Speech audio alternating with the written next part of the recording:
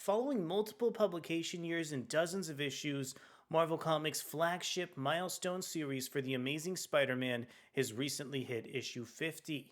To commemorate the occasion, Marvel has been relentlessly teasing an upcoming new status quo shift over with the Green Goblin. My name is Erick, and today, let's go ahead and preview The Amazing Spider-Man's 50th milestone issue to see what brand new plot implications Zeb Wells and collaborator Ed McGuinness have in store for this fascinating relationship. But before we get deeper into the video, I want to encourage you to consider subscribing to the channel and hitting the like button over on this video. Guess who's back? The Green Goblin returns in this landmark and massive issue of Amazing Spider-Man that boasts not only a double-sized main story, but some instant Spider-Man classics by legends and legends to be. The Sins of Norman Osborn have found their way home, and Norman shows his true color, green. But is it truly that simple? Spidey and Gobby's brutal fight is one for the ages, and you don't want to miss this ending. Plus, MARV WOLFMAN returns to Spider-Man, NIKESH SHUKLA tells a story that will stay with you for a long time, and more. Amazing Spider-Man 50 is written by Zeb Wells, featuring artwork from Ed McGuinness. We have inks from Mark Farmer and colors from both Marcio Menyz and Erick Arciniega, letters from VC's Joe Caramagna, and the cover for the issue really illustrating the brawl between the Green Goblin and Spider-Man is also illustrated over from Ed McGuinness and Marcio Menyz. So much of Amazing Spider-Man 50 feels like it's building towards a massive confrontation between Peter Parker and Norman Osborn. The plot device involving the Living Brain's feedback really ushers Peter Parker to return to Oscorp to make an investigation here. Some of Peter's findings lead him directly to Norman Osborn and that chance encounter between the duo. Zeb Wells has really accommodated the relationship between Peter Parker and Norman Osborn, really putting this relationship towards the forefront of the line throughout his comic book run on the series. I was really trepidatious going into this issue, really nervous about how Wells would be able to portray Norman returning back to some of his villainous roots as the Green Goblin. However, the plotting solution and execution of the issue, even stemming beyond some of Ed McGuinness's art, really opens up the Amazing Spider-Man 50 and brings it really nicely in line with previous storylines involving characters like Ashley Kafka, the Queen Goblin, and Kraven the Hunter. In fact, this issue is really able to cement not only this run, but several previous years of Amazing Spider-Man to build towards a really interesting conclusion and shocking ending to the issue that should have fans of this comic book series really interested in checking out some further installments. In fact, I think some of the plot reveals are so solid on Amazing Spider-Man 50 that readers are going to have an interesting chance to go back and check out some previous back issues to see exactly how Zeb Wells was introducing some of these plot threads and big character moments. Also, I found that Ed McGuinness did an excellent job matching some of the wit over from Zeb Wells and portraying so much of the animosity between Peter and Norman throughout this comic book title.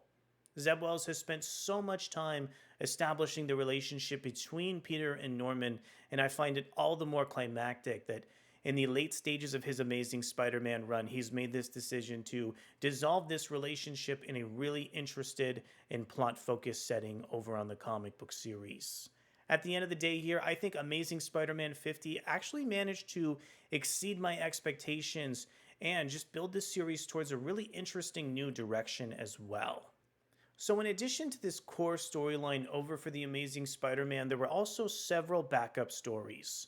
I want to take a few moments and highlight some of my very favorites in the back half of the collection here. The first one that I want to touch on today is called Time to Make the Donuts, written by NIKESH SHUKLA, featuring artwork from Chris Cross, colors from Andrew Dahlhaus, and letters from VC's Joe Caramagna. This was really a tremendous comic book detailing the relationship between Peter Parker as Spider-Man and some of the civilians that he manages to save over the years.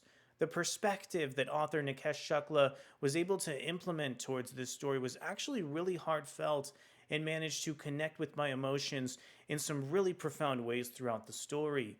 I didn't think that Peter Parker interacting with a civilian could really hold a strong place in terms of my imagination, but so much of just the individual pieces of nuance coming from Shukla's script do a great job showcasing how unique this comic book story is. While I do think there's a lot of good art in this collection, I wish some of the faces and composition were a little bit more clear over from Chris Cross, but I do think this is a really tremendous comic book story. Next up, I also want to go ahead and highlight this storyline called Secrets, written by Joe Kelly, featuring artwork from Juan Ferreira and letters from VC's Joe Caramagna. This storyline takes place over in the Sanctum Sanctorum and features a really epic conversation between Spider-Man and Doctor Strange. I really wanted to highlight this storyline because Juan Ferreira draws really captivating and imaginative artwork, but some of Joe Kelly's writing is just so magnificent to witness. Just like Zeb Wells, Joe Kelly is so great at introducing the wit over for the Amazing Spider-Man property, and I just think the secondary actions that Doctor Strange has throughout the storyline implement so many surprise elements of humor. This is such a great storyline and really makes me wish that right next to Zeb Wells, Joe Kelly would have an extended run over on the Amazing Spider-Man property as well.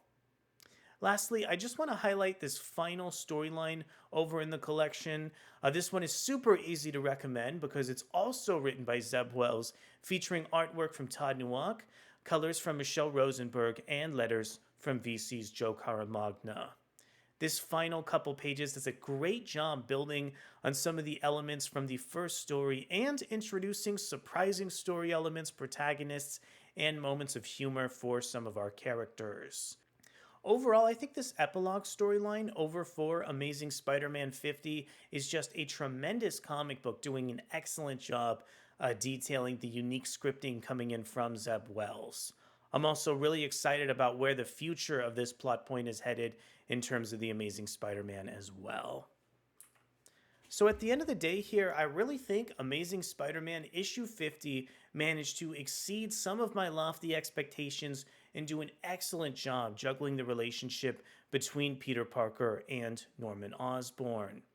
Moving forward, I really want Marvel Comics to explore this direction and give Zeb Wells the creative freedom to explore what he has in mind for the conclusion of this relationship in his Amazing Spider-Man run.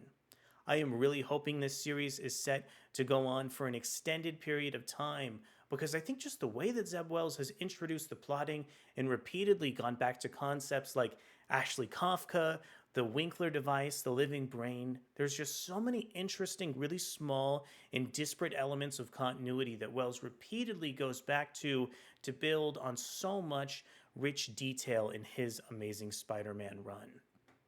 The artwork in the issue from Ed McGuinness is incredibly imaginative and manages to capture Spider-Man in a really deadly and harrowing light as well.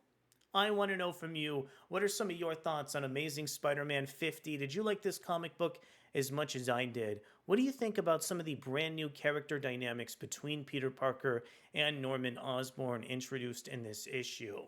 Thank you so much for coming to check out our video review on the Amazing Spider-Man's landmark 50th issue, and we'll be back to see wherever Peter Parker heads to next in the aftermath of this really climactic storyline. Thanks so much, and I'll see you soon. Bye.